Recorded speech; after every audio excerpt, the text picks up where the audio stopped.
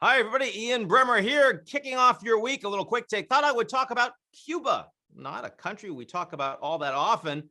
Communist state. Raúl Castro just stepped down, and the biggest demonstrations across the entire country in decades. Talking about absence of vaccines, problems in healthcare, but also anger at the poverty, the economic mismanagement, the reality of the lack of liberty of living in a communist regime.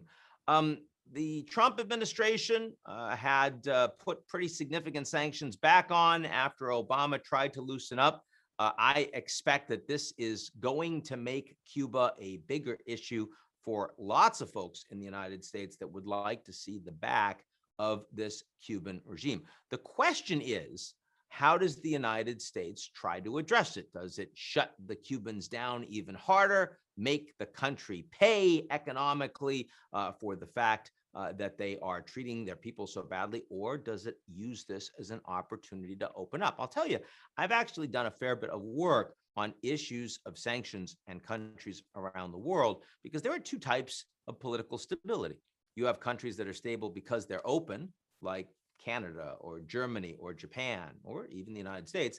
And then you have countries that are stable because they're closed, like Saddam Hussein's Iraq, or like Gaddafi's Libya, or like Kim Jong-un's North Korea, and of course, Raúl Castro's Cuba. And if you are a country that is stable because you're closed, you generally want to stay closed. And the reason for that is because if suddenly you get lots of capital and movement of people and ideas and trade between your closed country and open countries around the world, the people inside your country want more liberty. It is harder to maintain political control in that environment.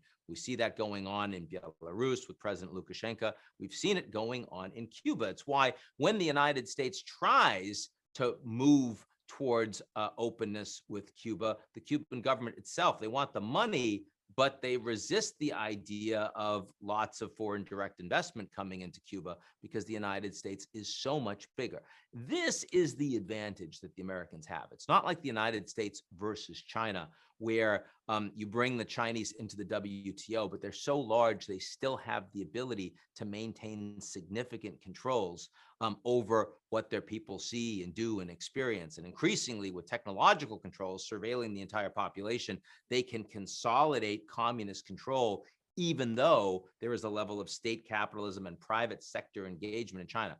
In the case of Cuba, opening up the borders would mean a massive amount of trade, overwhelming what the Cuban government could have influence over. A massive amount of tourism, and the engagement with the average Cuban citizen would be much greater. I would argue that the reason why the communist regime has persisted for 62 years has precisely because they've been allowed to maintain isolation, supported by the United States, because of that sanctions regime. Lots of reasons for it. Lots of Cuban emigres that were so angry at the Castro regime that would not tolerate any level of opening up of those sanctions. But those people are largely gone now. And there's a lot of private sector folks in the United States that would love to have access, purely not because they're interested in liberty, but just because they want to make money in Cuba.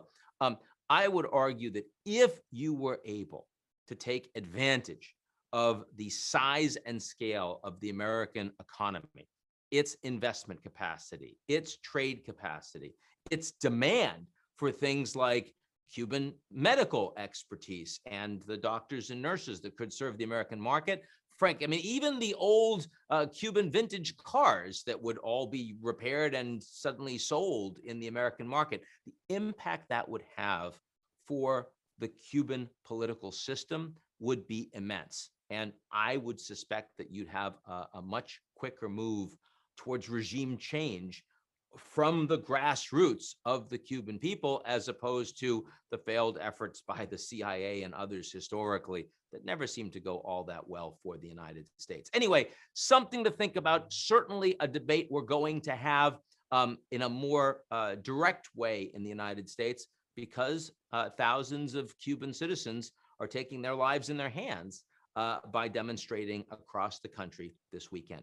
Hope everyone's doing well, and I'll talk to you all real soon.